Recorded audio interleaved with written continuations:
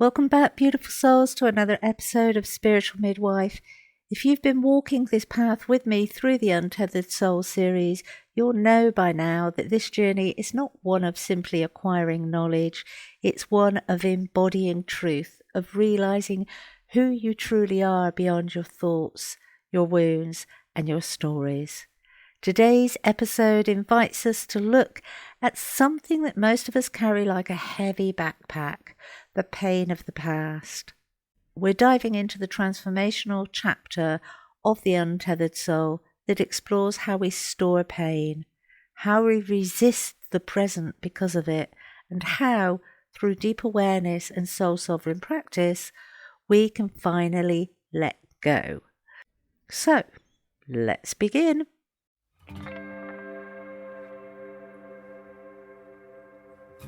Welcome to Spiritual Midwife, the podcast that tenderly guides you through the transformative journey of spiritual awakening and personal development towards the ultimate destination of soul sovereignty. I'm Claire Attio, a medicine woman and dedicated guide to the profound realm of soul sovereignty, and you are listening to Spiritual Midwife.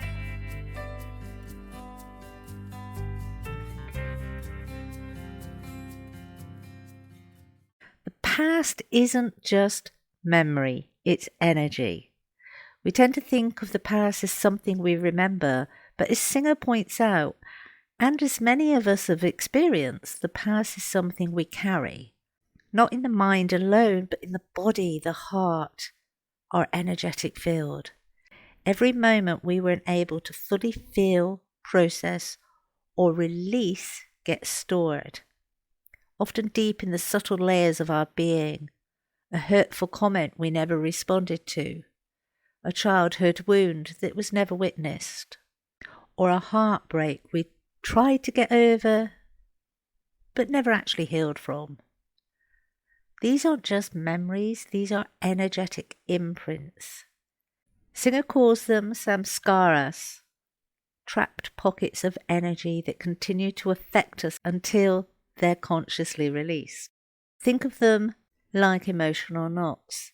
They block the natural flow of our energy, making it hard to stay present, to open our hearts, to trust, to let go. And perhaps most importantly, they become the lens through which we experience life. Why we resist the present moment? Let's get really honest for a moment. How often do we truly live in the now? And we're all guilty of this. Most of us are living from an outdated emotional operation system, one that reacts to life, not based on what's actually happening, but based on what has happened before. Maybe someone doesn't text you back and suddenly you feel abandoned. But it's not really about them. It's about your 7-year-old self feeling unseen. Maybe someone gives you feedback and you become defensive. Not because of what they said, but because of the teacher that once embarrassed you in front of the class. Singer reminds us that these inner reactions aren't happening because of the now. They're triggered echoes of the past. And the only way to reclaim your power is to stop resisting the now and instead bring compassion and awareness to it. And here's how we do it. We open the heart to heal, where the soul sovereign path calls us forward. The moment you feel pain is the moment to practice this, not later, not once it passes, not after you've numbed it. Singer puts it this way: the moment the energy moves, you feel your heart start to close. You have to let go. That is surrender. And I want you to really hear this. Surrender isn't weakness, it's power. It's soul authority. It's you deciding that you are no longer going to live as a prisoner of your pain. And it comes back to that wolf analogy, the white wolf and the dark wolf, and who is the stronger. And the stronger is the one that we feed.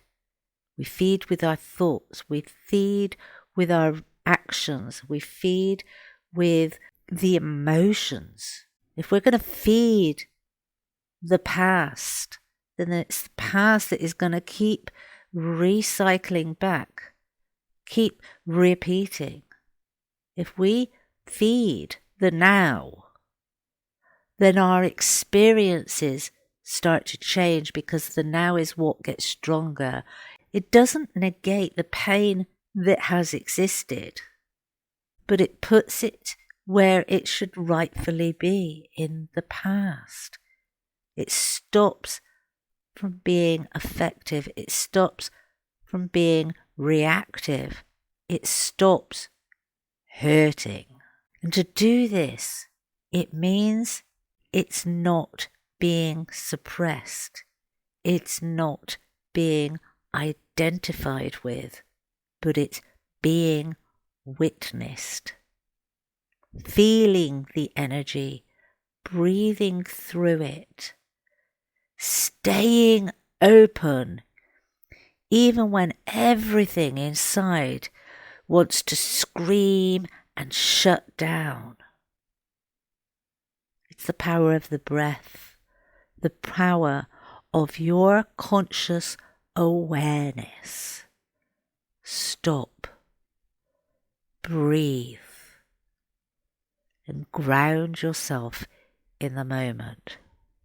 This is the work. So let's take a moment to explore grounded, embodied ways we can begin to let go of these past pains and stay anchored. I've already just described one. Breath awareness. Your breath is your bridge to the present. When you notice a trigger or a memory rising, pause, stop. Place a hand over your heart if you need to bring you into this moment. Breathe in through your nose slowly and exhale longer than your inhale.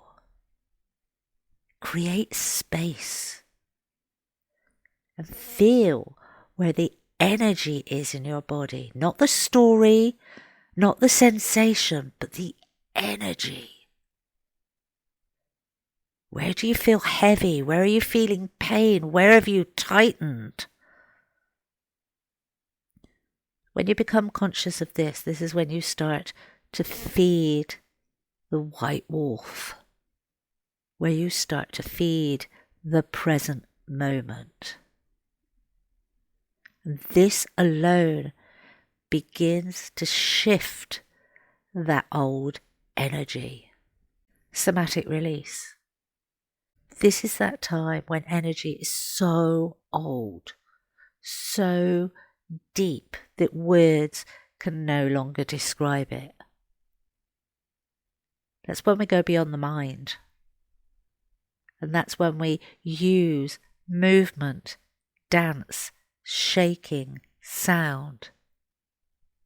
They're your allies at helping to express what cannot be expressed in words.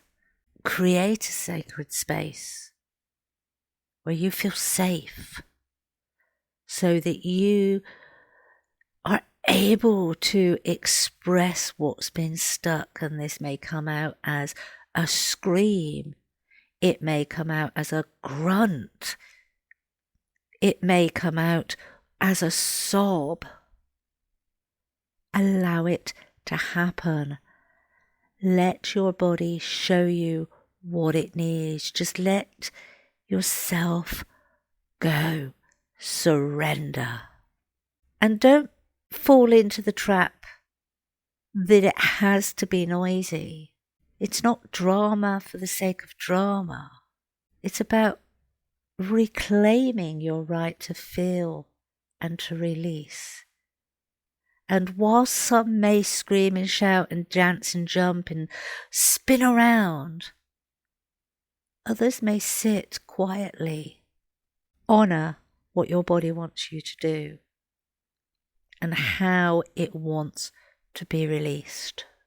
Journaling, again, journaling is a massive thing of mine. It's not for everybody, I get that, but I find it a fantastic way of really tapping into what am I holding on to.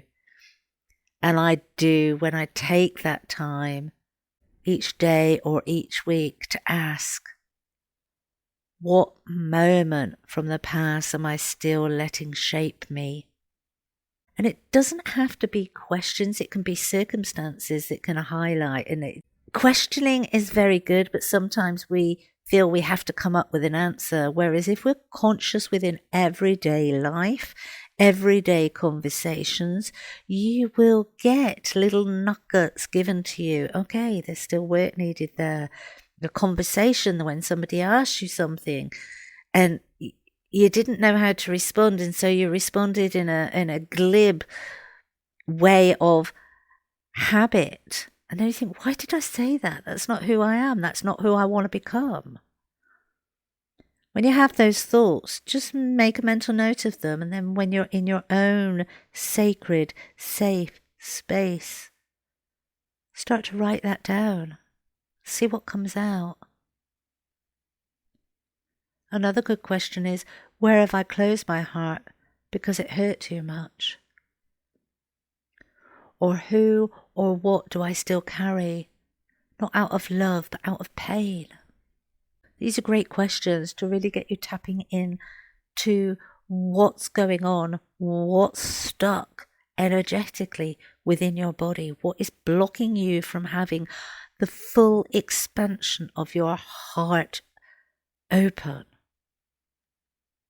Because it's only when our hearts are fully open do we fully tap into the infinite abundance of the universe.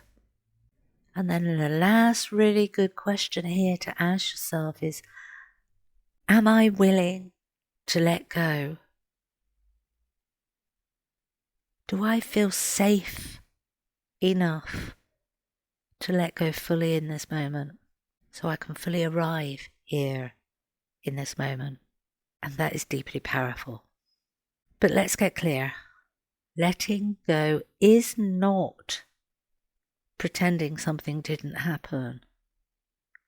And it definitely is not minimizing the pain you've gone through. And trying to spiritually bypass or high vibe over your emotions, you're not doing the work. You might think you are, you might feel better for a week, a month, a year, but it will catch up to you because that energy is still stored. Letting go is a sacred act of truth-telling, not to others, but to ourselves.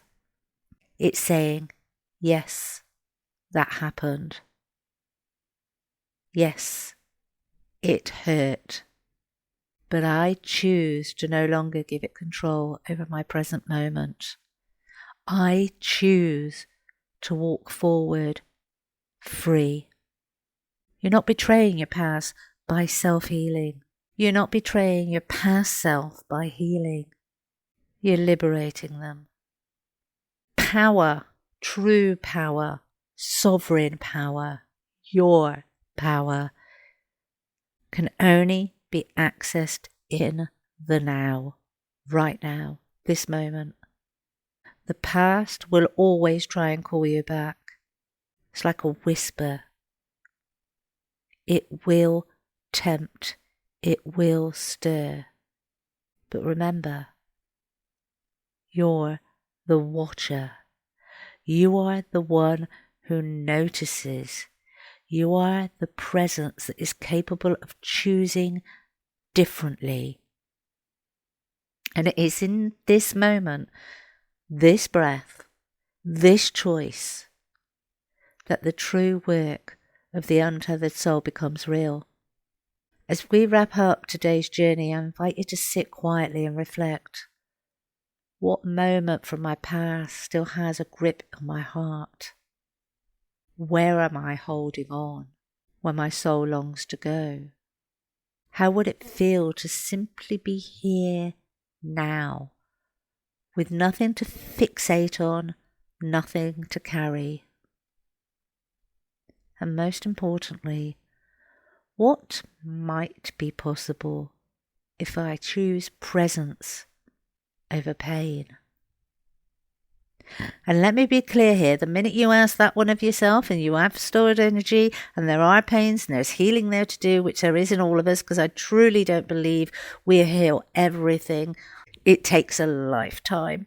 When you ask that past version of you will start to bring in all manner of fearful, anxiety-based thoughts. Change creates fear within us, especially when we are unsure of what that change would look like. But fear is false evidence appearing real. It's trying to hold you back. It will put so many blocks. It will give you so many stories. This is where you stop. You breathe. You anchor yourself right now in this moment. I hear you. I feel you. But I'm making a different choice. Because I want a different life. And it's in that moment you start to release. That's where all those possibilities of choosing presence over pain comes to fruition. You have all you need within you. You are whole, you are sovereign, you are free. In our next episode, we'll explore the ever-elusive voice inside your heads and how to shift from inner chaos to inner clarity. Until then, be gentle with yourself, stay open, and remember, your presence is your power. You have been listening to Spiritual Midwife, signing off for now.